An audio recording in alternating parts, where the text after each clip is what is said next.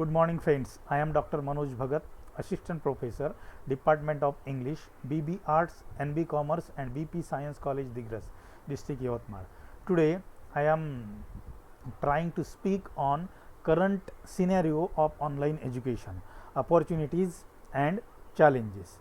Friends, we know that online teaching learning has got plenty of importance during this pandemic COVID-19. We know that corona has its origin from the city of China, that is Wuhan. When the first corona positive patient has got in Wuhan, probably in the month of December, at that time we were not much serious about that disease. But when we have got our first corona positive patient in Kerala, probably in the month of February, at that time we became much serious about the corona virus. And then corona began to stretch its leg in India also. We all are aware that government has released a circular to close the schools and colleges on 15th of March.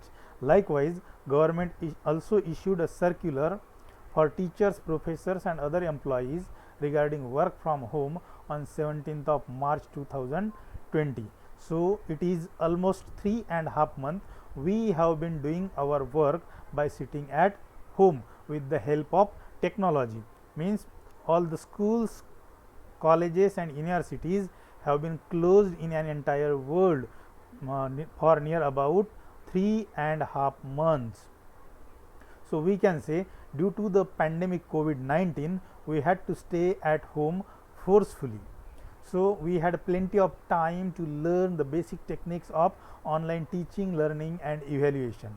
Due to this coronavirus, there are plenty of opportunities as well as challenges before us. The opportunities and challenges about to learn the basic techniques through the apps, and we can say through the various softwares. So most of the teachers and professors and employees started to learn about the softwares and apps. So we will see about opportunities first of all. Meanwhile, we know that many universities, colleges and NGOs took initiative to conduct the awareness, online awareness programs regarding coronavirus. The objective behind this is to make awareness among the society about the coronavirus.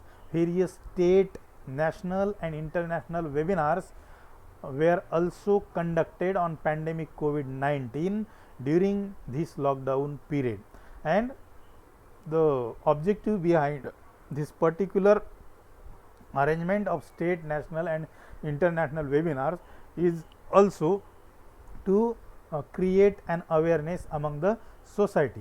So most of the colleges and universities and other NGOs tries to remove the fear of coronavirus from the minds of society in general and the students in particular through the online discussion which has been taken place in webinars. So most of the colleges and universities also conducted FDPs and FIPs, and through it they tried to impart knowledge of online teaching, learning and evaluation regarding various apps and softwares. Various teachers and professors have also participated in FDPs and FIPs, and they tried to get the knowledge of online teaching, learning and evaluation as well as online apps and softwares. Most of the teachers and professors also started to prepare their lectures on videos, and they have also uploaded the same on YouTube videos, or we can say on other social medias. Most of the teachers and professors have also arranged the classes on Zoom app, Go Meet, WebEx, etc. on these platforms, and most of the teachers, after recording their videos, they send the link of their videos to their students on various WhatsApp groups, on various Telegram groups, so that the students can complete their syllabus, their students can complete the study by sitting at home. So, most of the teachers and professors have done these activities. They not only have learned the basic techniques of these softwares or online teaching, learning and evaluation, but they also perform their job of knowing the online tools. Teachers and professors done their job of online teaching by adopting the means of Google Forms, then Google Classroom, Google Slide, Google Doc, Edmodo, Testmoz, Kahoot, YouTube, etc. Means many teachers and professors have learned a lot about these softwares, and they have also conducted their videos. They have also conducted the test, MCQ test, by adopting or by preparing those online tests, by taking the help of these I have told you about the softwares. They have learned the things about the online teaching, learning and evaluation. So, for our conveniency, we can categorize these teachers as well as professors and employees in three categories. In the first category, I have put the teachers and professors who are on the verge of their retirement. So, what about these teachers? Means some of the teachers and professors have nothing to do with technology, because we know there was no we can say there was no updated technology before 10 or 20 years before. So, what can they do? What can the teachers do who are on the verge of their retirement? So, even most of the teachers of this category, or most of the teachers who are on the verge of their retirement, even they cannot operate their smartphones or Android phones properly, because they don't know how to operate that particular technology. So, it is not their fault because of they don't know how to operate their phones, but it is the fault of technology, it is the fault of their age, because that this particular technology has not developed in their age.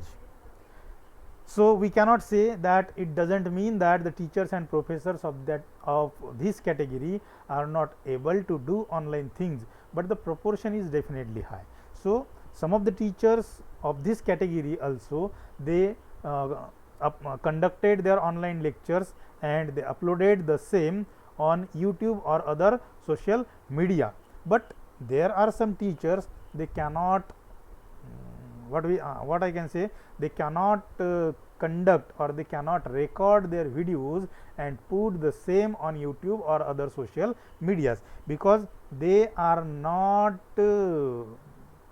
they are not what I can say acquainted with this technology or with these softwares. So, that is why they cannot prepare their lectures and upload the same on social media. Now, let us see about the second category. In this category, I have put the teachers and professors who have completed 20 plus years of service. Some of them have sound knowledge of technology. If they try, they can do whatever they think, but the main problem is that means some of the teachers and professors can conduct online classes, online tests, they can record their videos, they can do everything, they can easily operate computers, laptops, smartphones, television, but the problem is that some of the teachers, they can also do the same thing, they can also record their videos and upload the same on YouTube or social media, but the main problem is that they are not willing to record their videos and upload the same on YouTube. So, it depends on the willingness of the teachers and professors also. If they wish to do, or if they wish to conduct their lectures online, they can definitely do, but if they don't want to learn, how can they learn? How can they record their videos and upload the same on YouTube? It depends on their willing. So, now we will move towards the third category.